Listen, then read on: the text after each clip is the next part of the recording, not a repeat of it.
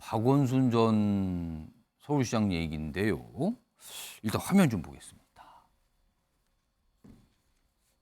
여기 뭐 어제 모란공원이죠. 사실 저 모란공원으로 이장되는 것도 논란이 좀 있었어요. 여기가 전 민간 묘역이긴 한데 거기가 이제 민주열사들이 많이 계신다 그래서 뭐 민주열사 묘역 이런 이름이 붙었잖아요. 근데 여기에 모신 후 3주기 치르게 돼서 안도다. 여기 보면 이 유족이죠. 강난이 여사 이렇게 나와 있는데 어제 모란공원에서 이런 이 3주기 어떤 모습이 있었다 그래요. 이 모습이 있는 가운데 다음 보겠습니다. 그런데요, 황민식 국가보훈부 장관이요, 최근에 국회에서 지금 민주당이 민주화 유공자법 지금 강하게 좀 밀어붙이고 있거든요. 지금 상임위 1단계 정도 소위 구성 거치고 이제 쭉쭉 갈라서 이게 뭐 9월까지 통과시켰다는 게 이제 민주당의 목표인데 이거와 관련해서 이 법이 통과가 되면 박원순, 성추행 지금 이 문제 때문에 일이 있었던 거잖아요. 성추행, 박원순도 언젠가 유공자로 부활할 수도 있다. 이런 어떤 본인의 생각을 공개적으로 냅니다. 자, 이거 정혁진 변호사와 김수선 총장님, 일단 정혁진 변호사, 네네. 이게 이 법하고 유공자가 박원순 전 시장 유공자 될 수 있다. 이게 어떻게 연결되는 겁니까, 이거는? 글쎄요, 이제 박원순 전 시장이 민주화 운동을 뭐 하셨다라고 인정이 되면, 예. 그러면은 그 민주화 유공자 예우에 관한 법률에 그 지원 대상으로 선정이 될 수도 있겠다라고 박민식 장관이 생각하는 것 같은데요. 예. 그런데 제가 법안을 봤거든요. 예. 법안을 봤는데 어떻게 규정이 되어 있냐면 민주화 운동 사망자, 행불자 그리고 부상자만 해당이 돼요. 근데 제가 봤을 때 박원순 시장이 민주화 운동을 했는지는 잘 모르겠고 그런데 부상까지 당했나? 저는 그렇게 생각은 안 되거든요. 그러니까 일단은 그 민주유공자 예우에 관한 법률에서 그 박원순 시장은 저는 그 해당 대상이 될 것 같지는 않다. 저는 그런 생각이 듭니다.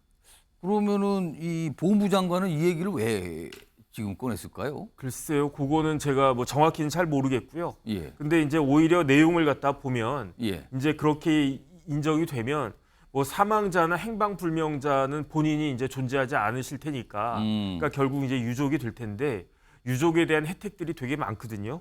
교육 지원하고 특히 이제 요즘 같은 때 예. 취업이 어렵지 않습니까? 취업이 지원돼가지고 특별 고용도 될 수가 있고 의료 지원에다가 장기 저리로 대부도 되고 뭐 양로 그 다음에 이제 수송 시설 뭐 버스나 이제 이런 것들을 이제 그 무료로 이용할 수 있고 그다음 또 하나 이제 주택도 우선적으로 공급된다 이런 여러 가지 혜택들이 있는데 이런 부분들에 대해서는 그 국민들 사이에 공감이 있어야 되는 것이 아닌가 그런 생각은 듭니다. 김두수 전 총장님, 사실 박원순 전 시장 지금 고인이 됐지만 이 모란 묘역 여기도 이장할 때도 논란이 있었고요. 앞서서는 다큐 영화도 논란이 있었고요. 그런데 이제 민주화 유공자법이 지금 민주당에서 굉장히 강하게 지금 추진하고 있는 법인데 이게 통과되면 혹시라도 유공자 되는 거 아니냐. 근데 아니 성추행 때문에 문제가 됐었는데 왜 유공자 이렇게 논리가 되는 것 같거든요. 이거 어떻게 보십니까? 일단 유공자법에는 관련이 없습니다.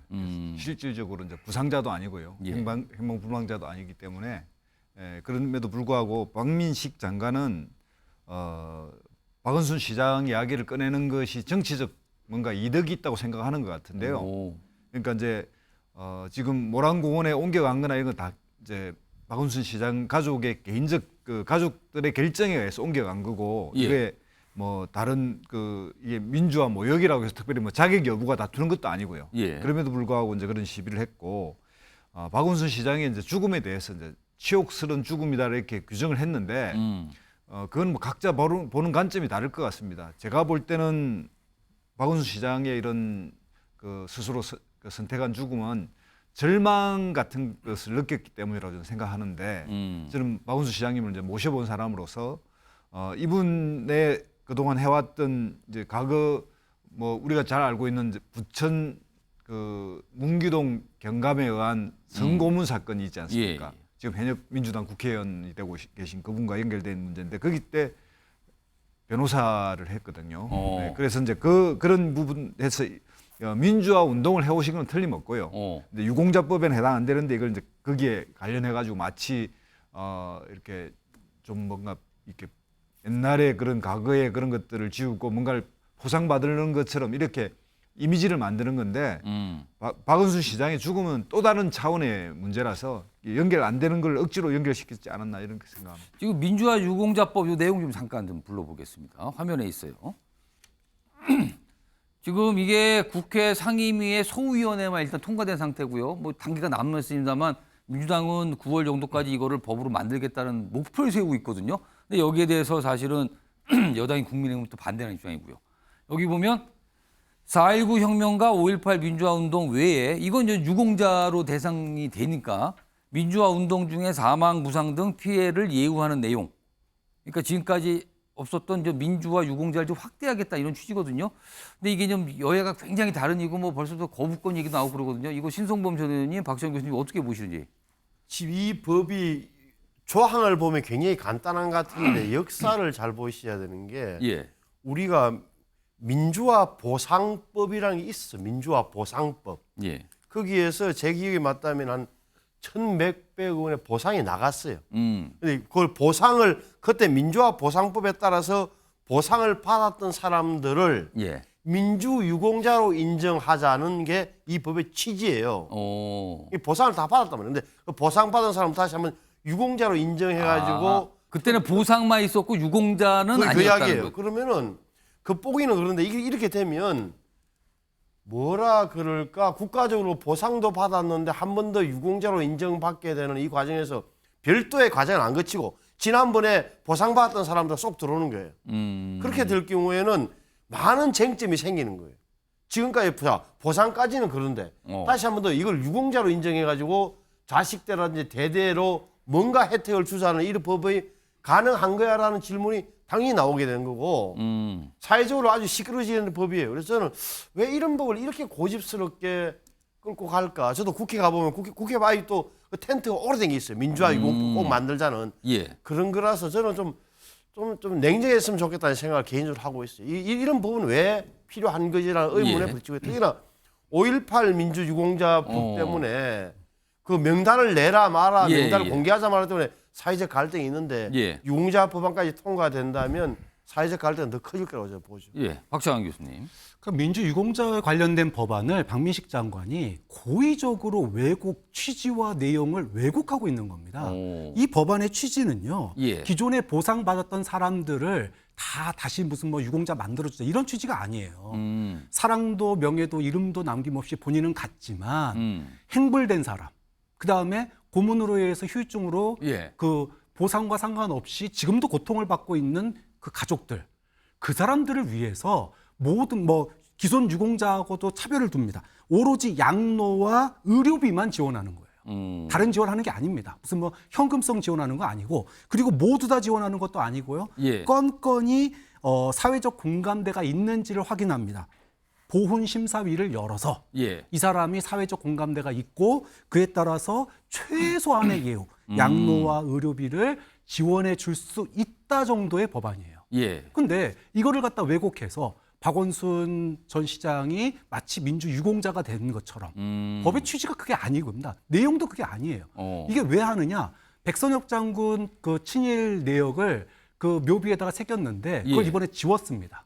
그거 지우면서 소위 친일 논란 삭제가 논란이 되니까 이거를 민주유공자법의 어떤 극단적인 사례를 예. 되지도 말도 안 되는 사례를 들어서 지금 취지를 갖다 왜곡하고 이걸 반대해야 된다라고 하는 어떤 극우적 행보의 하나의 또 이념적인 도발이다 이렇게 봐야 되겠죠.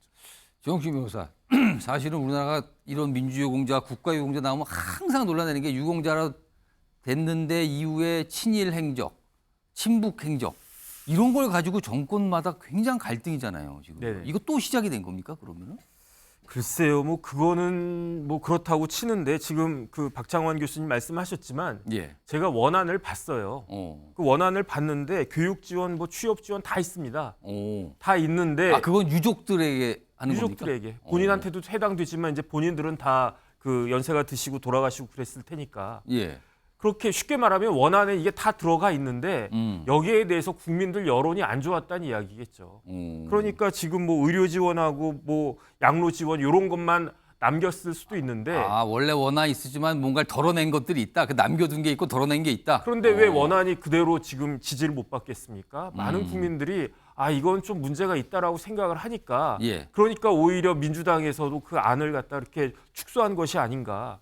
대표적으로 5.18 유공자 관련해 가지고 조금 납득이 안 되는 분들이 유공자로 인정되는 경우도 있지 않습니까? 그래서 그런 것들이 사실은 우려가 되는 거고 이 부분과 관련해 가지고 국민적 합의가 있은 다음에 예. 법안이 통과가 돼야 그래야지 이제 국민들이 흔쾌한 마음으로 그 지원을 하고 또 예우를 하고 그렇게 되는 것이 아닐까 싶습니다. 자, 유공자라는 거는 국가를 위해서 뭔가 큰일 했다는 걸 국가가 공적으로 인정해 주는 거잖아요. 근데 어느 때부터인가 그 유공자가 누구 편이냐 아니냐를 이런 잣대로 뭔가 보는 것 같은 그런 분위기가 일고 있습니다. 지금 과거에도 그랬고 지금도 약간 그런 걱정하시는 분들이 있습니다.